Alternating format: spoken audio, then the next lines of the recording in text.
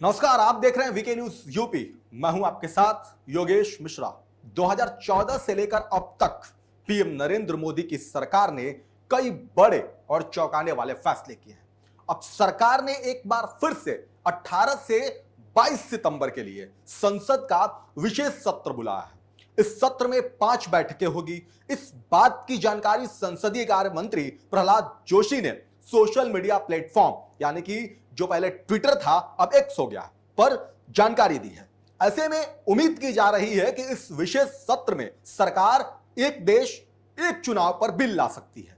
इसको लेकर एक कमेटी का भी गठन कर दिया गया है, जिसका अध्यक्ष पूर्व राष्ट्रपति रामनाथ कोविंद को बनाया गया है। एक तरफ जहां पूरा विपक्ष एक होकर मोदी सरकार से मुकाबला करने में जुटा हुआ है, एक के बाद एक रणनीति बनाई जा रही है। इसी बीच मोदी सरकार का संसद का विशेष सत्र बुलाने के फैसले ने विरोधी खेमे में खलबली मचा दी है। पूरा विपक्ष लगातार अब इसको लेकर एक के बाद एक सवाल उठा रहा है। इसी कड़ी में समाजवादी पार्टी ने इसे लेकर विरोध दर्ज किया है। समाजवादी पार्टी के राष्ट्रीय महासचिव स्वामी प्रसाद मौर्य ने क्या कुछ कहा है वो आपको बताएं, उससे पहले यह जान लीजिए कि आखिर वन नेशन वन इलेक्शन होता क्या है। वन नेशन वन इलेक्शन या एक देश एक चुनाव का मतलब हुआ कि पूरे देश में एक साथ ही लोकसभा और विधानसभा के चुनाव होंगे।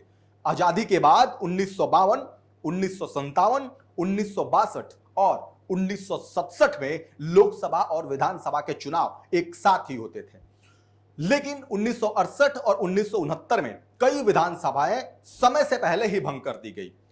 उसके बाद 1970 में लोकसभा भी भंग कर दी गई। इस वजह से एक देश एक चुनाव की परंपरा टूट गई है।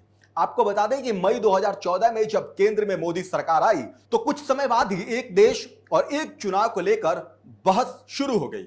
मोदी कई बार वन नेशन वन इलेक्शन की वकालत कर चुके हैं।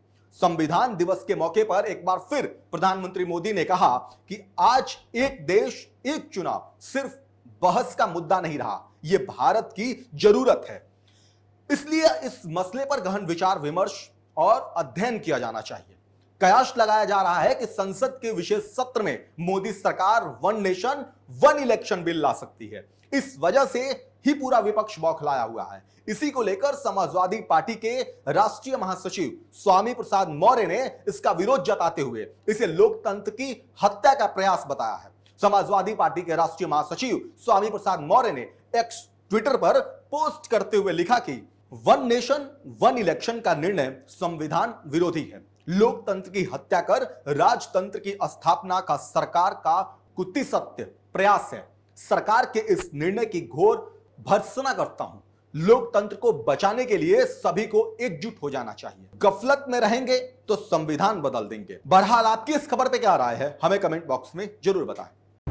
VK news Uttar Pradesh Uttarakhand.